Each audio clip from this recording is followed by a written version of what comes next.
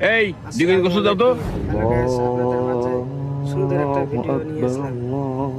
সবাই দেখবেন এবং শেয়ার করে দিবেন। চাচা এখন আমি গোস্ত দিতে পারবো না, এখন হবে না। কেন বেচবে না কেন? আমি কি মাগনা নিতে আইছি? 2 কেজি গোস্ত পাবো? চাচা আমার কাছ থেকে যদি গোস্ত নিতে হয় তাহলে আপনাকে একটু অপেক্ষা করতে হবে।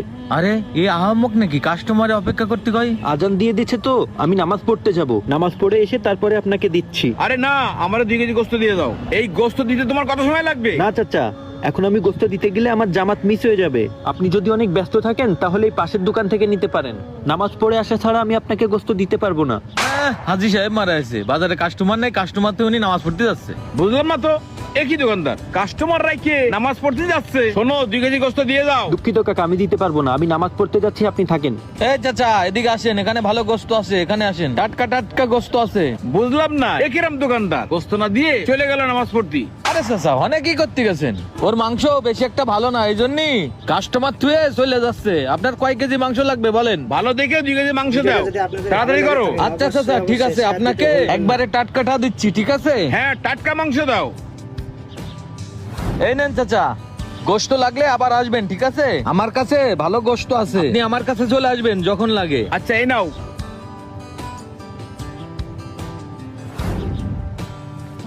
এই তোর কি বেচা কিনা করার ইচ্ছা আছে? কাস্টমার থুয়ে নামাজ পড়তে চলে গেলে কি জন্য? পরে নামাজ পড়লে কি হয়? তুমি কি মাওলানা হয়ে পড়িছাও? তোমার জামাতে ছাড়া নামাজ হবে না? ভাই, জামাতে নামাজ না পড়লে আমার ভালো লাগে না। আর রিজিকের মালিক তো আল্লাহ। ওই কাস্টমার চলে গেছে মানে কি আমি গোশ বেচতে পারবো না? কাস্টমার তো আমি পরেও পাবো, কিন্তু জামাত ছুটে গেলি তো আমি ওই নামাজ পড়তে পারবো না। আর পরে আরে এই সময়টা হচ্ছে বেচা কিনা করার সময়। এই দেখ আমার সব শেষ হয়ে গেছে, আর অল্প আছে, তোর তো সব পড়ে রয়েছে, কখন বেচবি নি ওগুলো?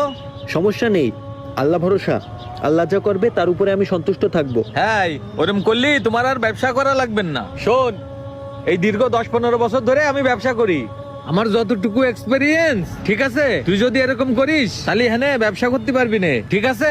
ব্যবসার সময় ব্যবসা কর। বাবা আমার ছেলেটা খুব অসুস্থ, কাঁদে টাকা দিবা চিকিৎসার জন্য? আপনার ছেলে অসুস্থ চাচি? হ্যাঁ বাবা, আমার ছেলেটা খুব অসুস্থ। এইটা রাখেন চাচি। আলহামদুলিল্লাহ, আল্লাহ তোমার ভালো করুক। ঠিক আছে চাচি, যান তাহলে। দাদা হাতিম তাই বেচা কেনা নেই, আবার টাকা দিচ্ছে। ভাই গোশ কত করে? ভাই গোশত 750 টাকা করে। ভাই একটা কথা বলতাম, আমার আম্মা অসুস্থ তো, সে মাংস খাইতে চাইছে, তা আমার কাছে তো অত টাকা নেই, 1/2 কেজি মাংস কি দেয়া যাবে না? ও আপনার মা অসুস্থ? হ্যাঁ ভাই, আমার মা অসুস্থ। সমস্যা নেই ভাই, আমি 1/2 কেজি গোশত দিচ্ছি আপনাকে।